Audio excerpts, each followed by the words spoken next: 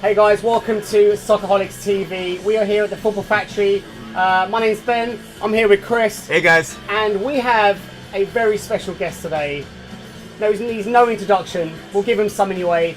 He played for former clubs such as Sunderland, Birmingham and Newcastle United, also at TFC, and represented Scotland at the national level. It's none other than Mr. STEVEN Calldwell. Thank you, Ben. Thank you, Chris. Welcome to the show. Welcome to the show, sir. How are you? I'm great, thank you. Yeah, I'm really good. Got a lovely Scottish accent. Great. So yeah, we thought we'd bring you on to the show, talk about your career. So you played for six major clubs in the Prem. Were at one time in the Premiership.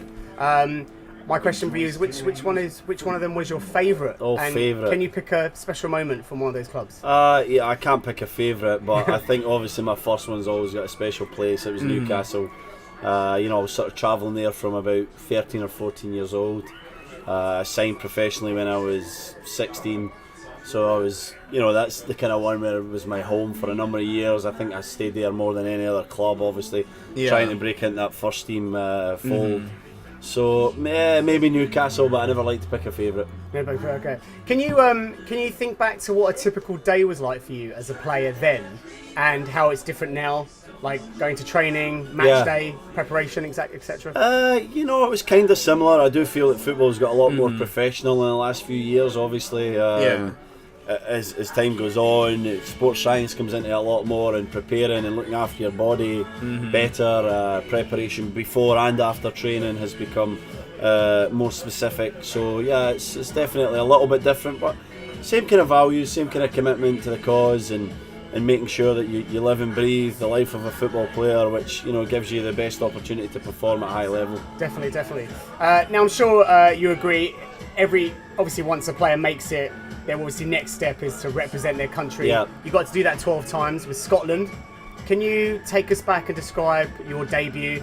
I think it was away at Poland. Yeah, it was. Yeah, a few years. It was phenomenal. Yeah, my debut was really special because I was a young lad. I don't even think I'd played for Newcastle first team at that point. I'd been on loan once or twice, and I travelled to Poland with the under-21s. I was meant to play for them that midweek. I think 21s were playing on Tuesday and the first team were on the Wednesday, and there was an injury or two, so I got called up into the first team squad, and it was a huge honour to even be there and spend some time with the guys. And I expected to just be part of it, watch the game, and kind of go home, but then I found myself on the substitute bench, so I was like super excited just to be substitute. You got that buzz. You're like, I'm almost there. It was amazing, and then to get on that field in I think it was about 60th minute, maybe something like that. I came on in midfield. I played a little bit of midfield in days sometimes, so I came on deep midfield. The guy that was playing really well, I can't remember his name, but Craig Brown turned to me in sort of 55th, 56th minute and said, "Get ready, you're going on in midfield, and I want you to follow this guy and make sure you kind of stop him playing." So it was a huge honour and something that I did not expect. So to have an international cap at such a young age was amazing. Wow. And that's what I think is the magical part about soccer. It's just like you train so hard, and then like you think like, if I put all this effort in, I'm gonna get this reward. But sometimes like you can do it and it can come unexpectedly, like as it did for you there. Yeah. And then like I want to touch on a bit more thing a bit closer to home now, what you call home, TFC. Yep. How is it making your first debut here, for instance? Again, completely different circumstances than anything I was used to. I sort of came here on the Tuesday, and leading up to the Saturday game was actually very cold when I first came. It was still snowing. It's like mid-May, and it was a bit of snow, so I was shocked. I had like this small leather jacket, expecting sun and lovely weather. And that first game came along. It was against Columbus Crew at BMO Field, and it was something like 20, 25 on the day. So it was the extremes for kind of cold weather or playing in weather that I was kind of used to was really different. It was warm and humid that day for me, and it was a different style of football, so it took me some time to adjust and adapt to that. Well, I'm glad you've bought more cardigans since then. But nonetheless, I want to also touch on, like, I know for going through your career, there's so many grounds you go visit. Do you have any grounds in particular that you were like, man, I really hate going to this ground, like that hard ground? As us soccer fans recently have been saying, like, the Stoke, that away game that you dreaded playing for any of the clubs that you played for. Yeah, well, Stoke's a great example, actually. It was always horrible to go and play there. It has open corners at either side, and the wind always is quite high up, Stoke, so Britannia Stadium, and the wind would always blow down at the field. I played there one night actually where the game almost got cancelled because of the wind, because the ball would not stay still on the corner flag or anything like that. So it was extreme. Maybe Upton Park, I call it, Bowling Ground, West Ham's old stadium. Another one that was really intimidating, really close to the pitch. They all have their own little idiosyncrasies and different kind of sides to them, and obviously when you're playing there and you're up against it, it can be really difficult, but they're two that stand out. Any MLS stadiums besides BMO that you would say that's pretty intimidating when you're going on an away game?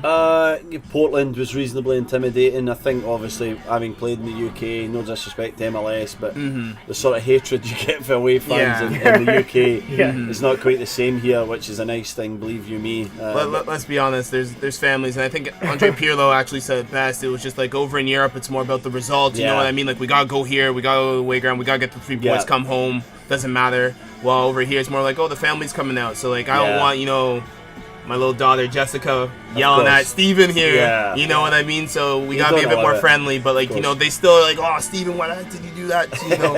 So well, it's still tough, but I mean, Portland's kind of intimidating. Kansas City, but I consider the places great places to play football, even as an away player. Really, fans that are engaged in the game. Sometimes we don't always get that in North America, where the fans are actually watching every minute of the match. They're more about having a beer or a hot dog and stuff like that at times. So it's nice to be in that kind of stadium. But Portland and Seattle and Kansas really stick out to me.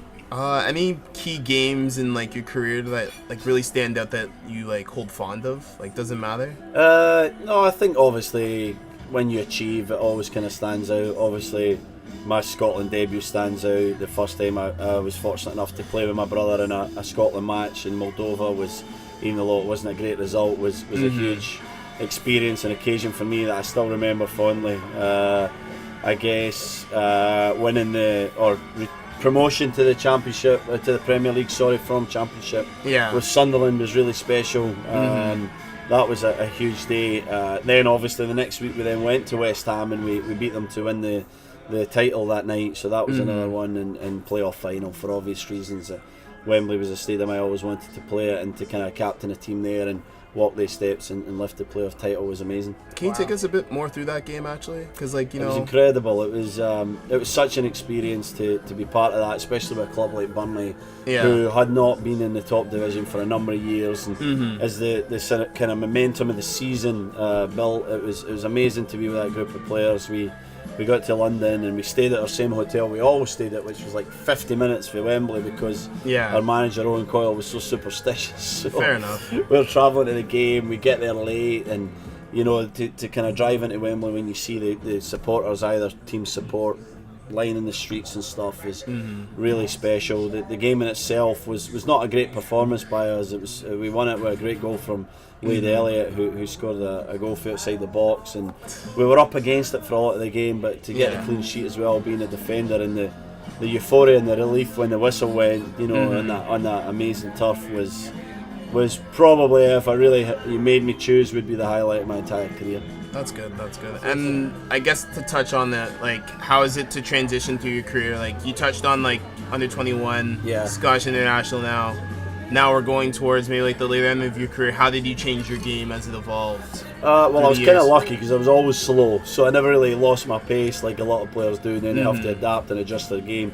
I was always more a kind of positional defender and obviously a leader in the defensive areas. So my game never really changed, and I think that I started to appreciate what I had more as I got older, and knew what I was good at and what I was not so good at. So I really settled into my own skin, as they say, and I really enjoyed the last few years of my career, probably from Burnley onwards. My spell at Birmingham was amazing. We had a Europa League campaign where we did really well, and that was exciting because I wasn't sure I would ever play Europa League football again, to be honest, at that point.